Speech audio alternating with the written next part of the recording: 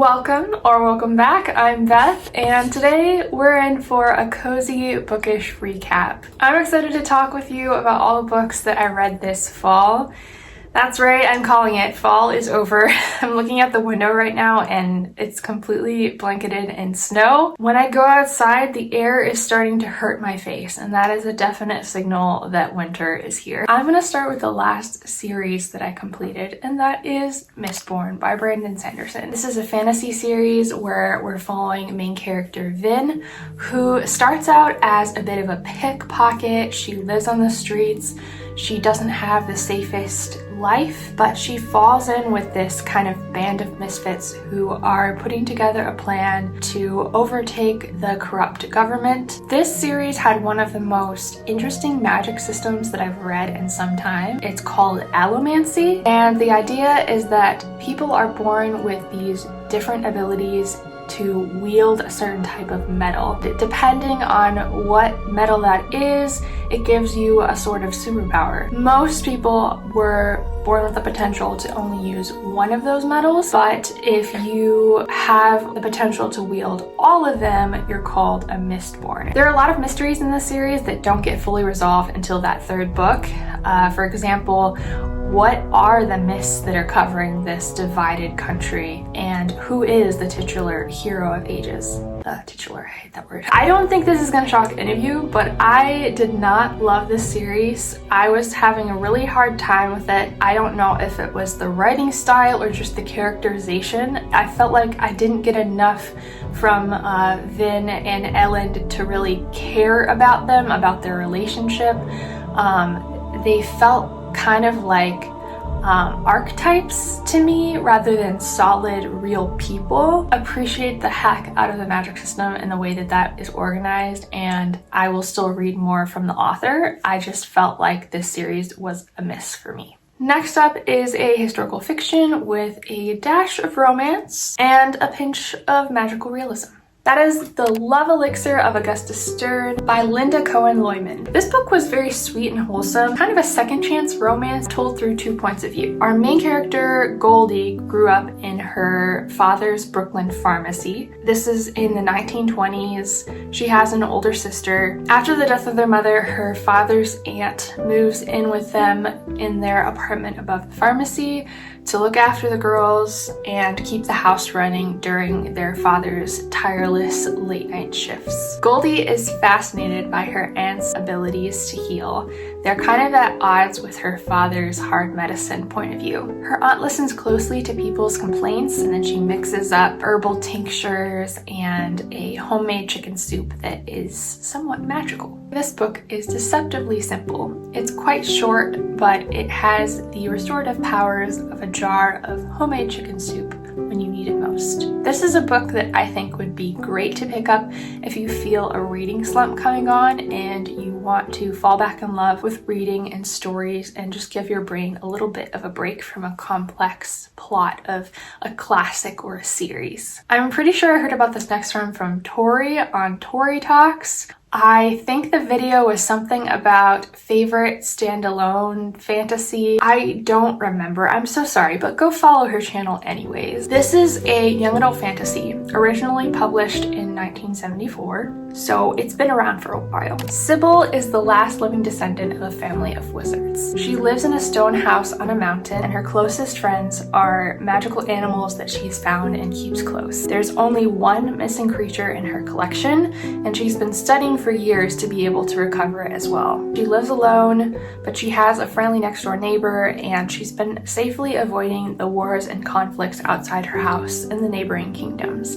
Until one day, a soldier brings an unexpected creature into her home in her safekeeping in the form of a baby. And without her knowing, Sybil suddenly becomes part of a larger conflict. This book has a fairly simple plot. It's a lot more emotion focused. There is romance, but the stronger theme here is really knowing and being at home with yourself, and then recognizing what's valuable in life and pursuing that.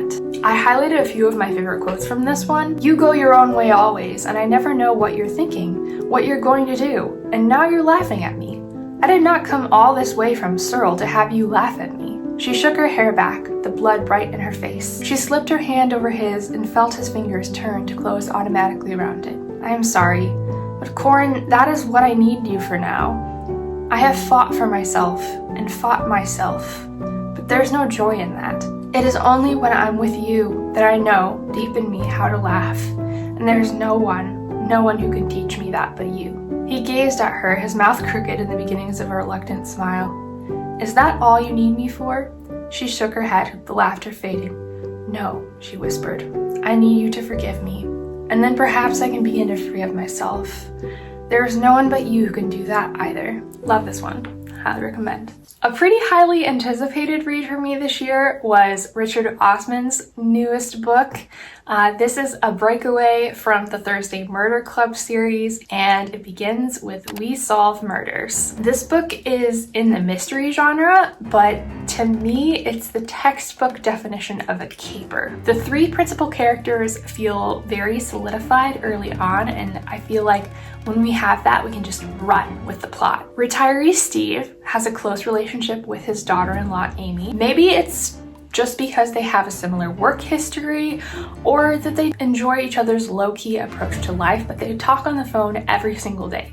Amy works as a very capable bodyguard for celebrities, and Steve is a retired police officer who dabbles in private investigations around his quiet English village. At the start of this book, Amy is working a job protecting Rosie, a famous mystery author on her remote island, and a body washes up on the shore. From there, the story moves at quite a pace, and it's easy to feel like you are watching an action-adventure movie. I was laughing out loud reading this one, and I think that mentally, I'm replacing the Finley Donovan series with this new series. I think they're about the same level as far as content goes, but I like the characterization in this novel a little bit better. We're still in the mystery genre with this next one, and I think it's important that you know one of my favorite young adult sleuths is Stevie Bell from the Truly Devious series by Maureen Johnson. I had plans to reread that series this October, and I finally got copies of the books myself. Did not end up getting to it, but I did read this one newer book from the author, a standalone with a completely different young adult female sleuth. Marlo had a really embarrassing first date that ended in a house fire. The resulting gossip in her hometown is making her life miserable, and she'll do anything to escape for a season. So when she gets an offer to work a summer job at this historic mansion, she accepts it gratefully. It's a historic 20s era mansion that does tours over the summer, and they have a team of teenagers that are helping keep things running. Marlo is told to use her keen observation skills and watch for anything out of the ordinary that happens at the house during her stay, which comes in clutch when this historic site of an unresolved past murder becomes a fresh crime scene for a missing persons case. If you enjoy mystery stories where there's a past and a present timeline and you get to like switch back and forth perspective wise, this is one of the best examples of that I have read. I think Johnson just has a real knack for a creepy setting with past mystery and a lovable young adult main character. You already read Death at Morning House, and you want something similarly foreboding with a main character trying to figure out what the heck is going on in a strange house full of secrets and family drama, you should probably read The Death of Mrs. Westaway by Ruth Ware. This book has a trope that I feel like we're all getting well acquainted with thanks to the movie Knives Out and the Inheritance Game series, and that is the reading of a will. The reading of the will of Mrs. Westaway includes an unexpected beneficiary, and no one is more surprised than Hal herself. She's been scraping by as a fortune teller, using her skills for reading people while trying to ignore the mounting bills and hide from her threatening loan shark. So when she gets a letter addressed to someone else, she decides to risk it and attend the funeral and the reading of the will to find out if her odds can change. This is a very gothic, thunderstormy kind of read, and I would put it just below The Turn of the Key for the Ruth Ware books that I've read so far. One thing that I feel like can either be a hit or miss for me is when I don't know what's going on in a book. And I'm not talking about just a mystery where you have some missing pieces that you need to fill in or you need to catch a culprit. I'm talking about when you don't know whether there's something paranormal that's happening. That happened to me twice recently. The first was when I read We've Only Lived in the Castle, and then again when I read The Pallbearers Club by Paul Tremblay. This book is marketed as a psychological thriller or horror novel, but it's so slow going, I'm still not entirely sure if I know what happened here. I listened to this one by audiobook, and I remember walking through the woods listening to it. I wasn't so much scared as I was confused. I didn't know what I was listening to. I didn't know if what the characters were seeing was reliable or not. Let me back up. So I heard about this one from Kayla on her channel Books and Lala. It's one of her favorite books, and I decided to give it a try. The story is set in late 80s New England. Our narrator is a teenage boy who's writing the book we're reading, a manuscript under the pseudonym of Art Barbara. He sat down to write the memory of the summer he started a volunteer club at school and the resulting friendship with a mysterious girl who not only introduces him to the world of punk music, but also challenges him on his disbelief in vampires. The story also continues into his adult years when he continues to encounter her elsewhere. This kind of feels like a book for adults who grew up loving John Green novels. And not in a bad way. Looking for Alaska or paper towns or an abundance of Catherines. I have to be honest with you, I could not distinguish between the plots of those books if my life depended on it. It usually centered on a friendship that was a little one-sided, like one character had feelings for this more eclectic or dangerous girl, and they would do anything to try to keep that person in their life, even if they couldn't pursue anything romantically.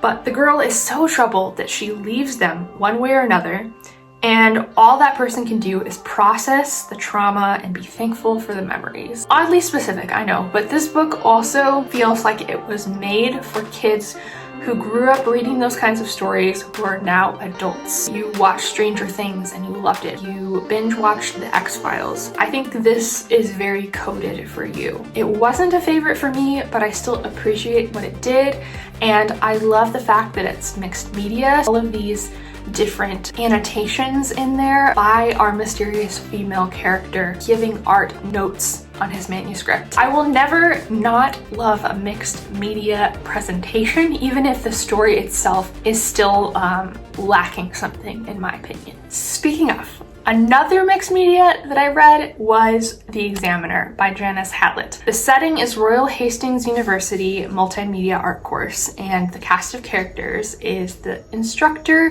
and 6 students. You have successful artist Allison, who seems to want their department to revolve around her. Lydia, who is a single mom struggling to balance her life and workload. And Jonathan runs an art gallery but has zero talent for art.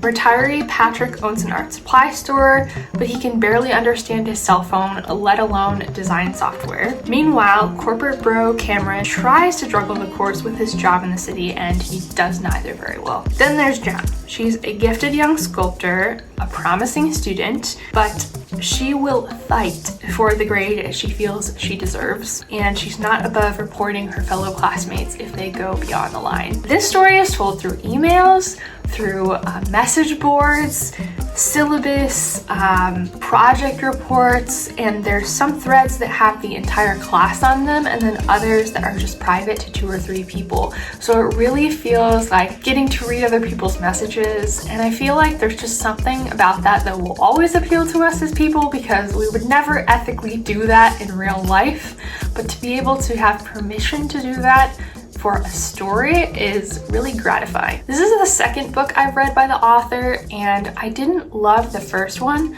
I think because it was just more puzzle than story for me. It was a lot of reading between the lines to the fact where like my brain just hurt and I wanted to be done with it. And that was the Twyford Code. This one was a little bit different because it had that mixed media aspect and you didn't really have to look too closely. The story exposition was a lot more clear. You were just kind of along for the ride. If you like the style of this book, it's a consistent expectation for Janice Hatlett. She does puzzles, drama between small groups of people, and weird psychological plotting so well. I think this could be a hit for you. Next, I made a secret TBR, and I did that by asking some vague questions on my Instagram. You guys helped me narrow that down to 5 books, and then I read those in a reading vlog. The 5 books were The Turn of the Key by Ruth Ware, Daughter of the Forest by Juliette Merlier, Everything I Never Told You by Celeste Ng,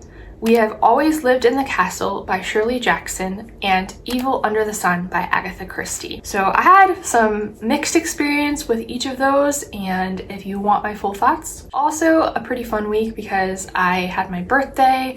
I got to explore a very unique bookshop in that video, so definitely check that out. Speaking of birthdays, Rewitched by Lucy Jane Wood. Belladonna Blackthorne is going to be turning 30, and just before her birthday, she sent a notice that her status as a witch is due for testing, and if she doesn't pass the trial, she will lose her magic for good. Belle has only the month of October to find a mentor, get trained up, and earn the required badges before her next appearance before the guild. It seems like enough of a challenge for someone who has problems believing in her self-worth anyway, but someone seems to want to do anything to prevent her from keeping her magic. And so her new frenemy is assigned a post as her protector. So here are my thoughts.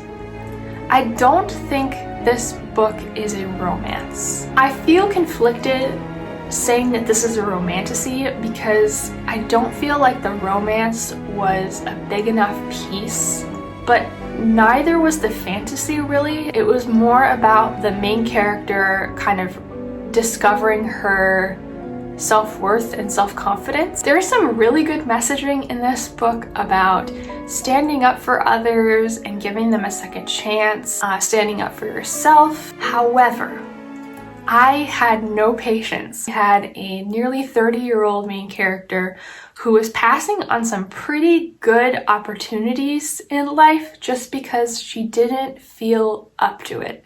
She didn't feel like she had what it takes, and they were just kind of sitting there for her. She had an offer to buy a bookshop that she had worked in for multiple years. She loves the business, and instead she let that job go to this guy who is not trustworthy with the business. He's just kind of making life miserable for herself and all the other employees, and I just felt so frustrated that she remained in that situation. And listen, I feel like it's somewhat relatable. If you're in your early 30s though, in my experience, I more often had to make a decision between settling for something that was not the best or holding out for something better and the possibility of better in the future.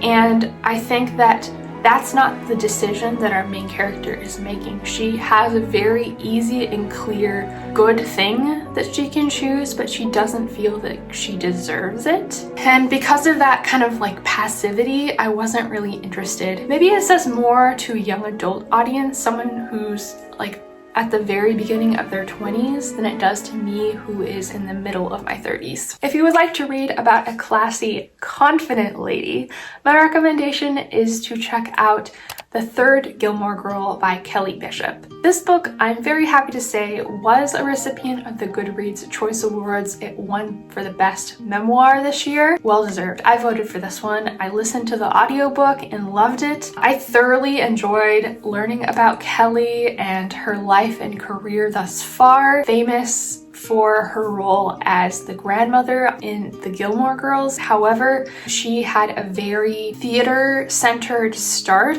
If you're like me, you will probably go off on a little bit of a research rabbit trail with this book. I looked for photos of the different personalities that she mentions. I watched a clip of her monologue from a chorus line, and I watched the night the Hamilton cast invited her and all of the veteran cast of A Chorus Line up onto the stage and had them sing their iconic song together. It's not the kind of celebrity tell-all you would expect. She is very honest, but at the same time, she's also very high in integrity. She's just above it. She's above the drama, and I appreciate that so much. There are also just so many relatable human things in this, for her desire to work on a longer running show or film so that she'd have a production length that was long enough for her to form friendships, her loving and steady companionship with dogs, long-awaited love in the form of Lee Leonard, famous sportscaster, by the way. If you're reading this purely because you just want to know about her time on Gilmore Girls, you're in for a little bit more than you bargained for, I would say, because that is not the greater portion of this book. Kind of like the last fifth of the book. There are also many other points in her life that I feel like are little glimmers of who she is and her experiences in life that you might have seen on the show itself. If you're looking for Easter eggs, I feel like this book is going to be kind of fun for you. I would send you to the audiobook over the physical copy for this one. I want to briefly mention a bit of a stinker of a book. 2-star read that was a 5-star buddy reading experience, and that is Codename Helene by Ariel Lowen. I had such a pleasant time buddy reading this with Gloria, even though neither one of us loved this book. This is a historical fiction set during World War II, and we're following a real person, Nancy Wake. Nancy was an Australian expat living in Paris, and she worked as a journalist during the time when the persecution of Jewish people and unsettling rallies of the Nazi Party were just starting to come across the public eye. Nancy met and married a wealthy French industrialist named Henri, and they lived together in Paris. During the war, Nancy assumed a new identity in order to help smuggle people and documents across the border in France. When she became a target, she fled France to London, and she passed training to become a member of the SOE and returned to France on a mission to transmit coded messages and requisition supplies from the Allied forces for the French resistance. So there's no doubt in my mind that Nancy was an incredible person, and it was interesting to me to read about the movements of the French resistance. However, the narrative voice is very self-aware and self-descriptive rather than introspective. And by that, I mean she sounds self-important, almost like a superhero without weaknesses or a heart, rather than the confident, brave, and outspoken person that I think she was in real life. The way the timeline was organized in this book was also very chaotic. So we start with Nancy parachuting into France on mission. Then we hop back and forth to when she was a journalist, when she met Henri, and her work with the French resistance. This was terribly confusing to read. I feel like it was one of those last-second decisions that the publisher encouraged to just keep it more interesting as a book. It wasn't until I was writing the synopsis for this review that I was able to fully organize the order of events in Nancy's life. Some scenes in this book are just incredibly detailed with violence, and the character dialogue was at times crass or strange. The thing about lipstick, the reason it's so powerful is that it's distracting. Men don't see the flashes of anger in your eyes or the clenched fists when you wear it. They see a woman, not a warrior, and that gives me the advantage. I cannot throw a decent punch or carry a grown man across the battlefield, but I can wear red lipstick as though my life depends upon it. And the truth is, these days, it often does.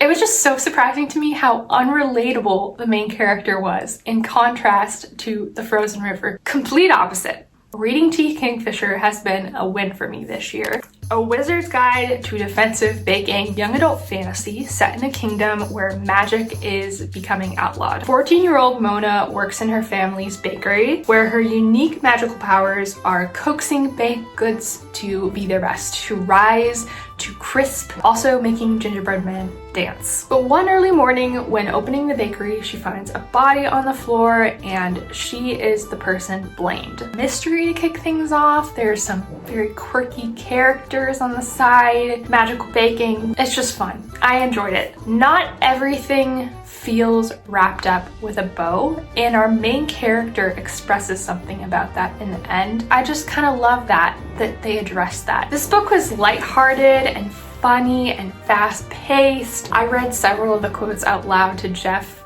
because it was just so funny. One of the books that I was very excited to read this year was Where the Library Hides by Isabel Ibáñez.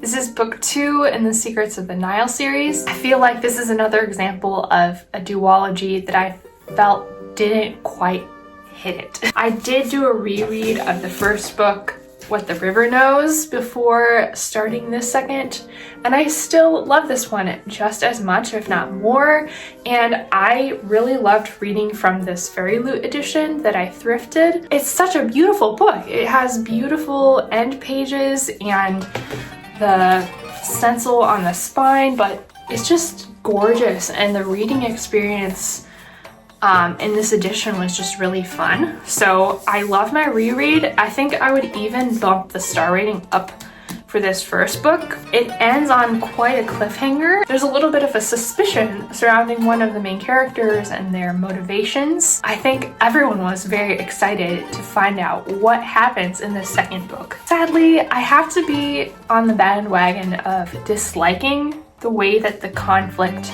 at the front of the novel was handled. I thought there was enough of unresolved plot. I didn't feel like we needed to have so much relational drama drive the plot forward in this second book. One of the things that Isabel did so well in book 1 was to transport me to Egypt and make me feel like I was visiting these famous sites alongside her. I was right there with Inez and Wit, and the lighting and the pillars, everything was so in my head, and I feel like we lost that kind of atmospheric nature in the second book. The whole title of this book is Where the Library Hides. You don't find out where it's hiding until the very end, and we don't spend very much time there. We all know that one big violent moment that happened in book 1, and this book has even more violent ouchies. There's a lot of uses of the F word for a young adult fantasy. I just felt like that was unnecessary. It kind of made the dialogue more clunky. For F-bombs just peppering all through YA fantasy now. I don't read enough YA fantasy to know. You have to tell me. There are gonna be some readers who are just here for the romance, and that is fine. And the ones like me who are a little bit more invested in the treasure hunt, I'm giving this book a no sparkly heart. Next, I have a very creepy book, and that is The Angel's Game by Carlos Ruiz Zafón. This is technically a prequel to The Shadow of the Wind. However, it's also listed as book 2. This kind of gives us the backstory of who Daniel's parents are. There might be more friendly characters in The Shadow of the Wind than there are in this book. This book is creepy. It's gothic, and at times it feels a little bit more like a Man on the Run story, but then the horror elements just kind of start to stack up and chase after you. In this story, we're following a budding young writer named David Martin. David began by writing sensationalized serial stories for a demanding publisher using a pseudonym, but his dream is to write a novel of his own. And when he finally gets the time to commit to that, his obsession with it, his grueling schedule, really takes a toll on his health. His writing habits are very self-destructive, and when he's finished the novel, his health is wrecked. The publisher has trashed the release of his book. They're just greedy for him to resume those serials because they're a lot more lucrative for the publisher. So desperate to live and for his writing to be able to live on in memory, David accepts a mysterious book contract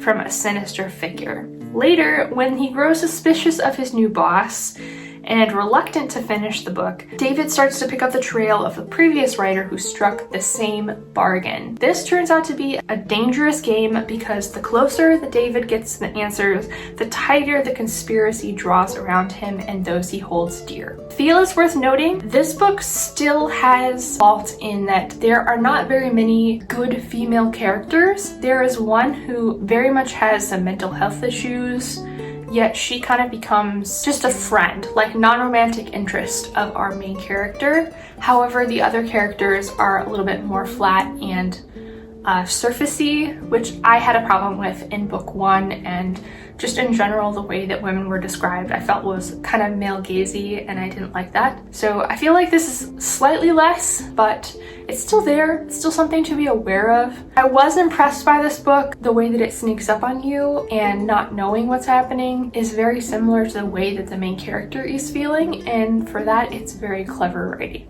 The next book was very relaxing, and that was Welcome to the Hyunam-dong Bookshop by Hwang Bo-rum.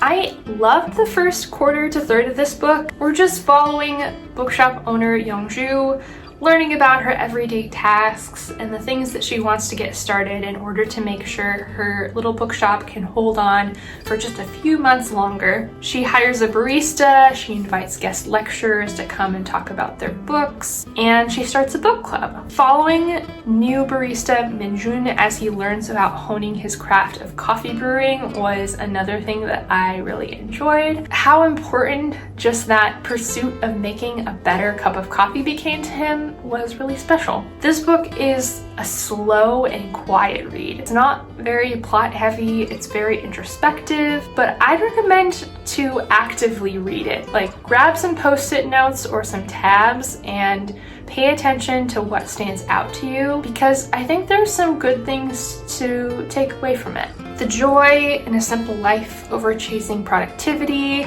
choosing what you want to worry about, because you're always going to be worrying about something, so make that something worthwhile. Also a little bit on the odd way that reading the right book at the right time can help you make a decision in life. So those are all the books that I read over the last 2 months. Let me know if there were any that stood out to you, any that you have read before. If you made it this far in the video, please leave a comment, and if you don't know what to comment, maybe leave a little magnifying glass emoji, because I think the genre that was most present in this wrap-up was mystery. Thanks for watching. I hope that I made your TBR pile grow just a little bit during this video, and I hope to see you in another one soon. Happy reading!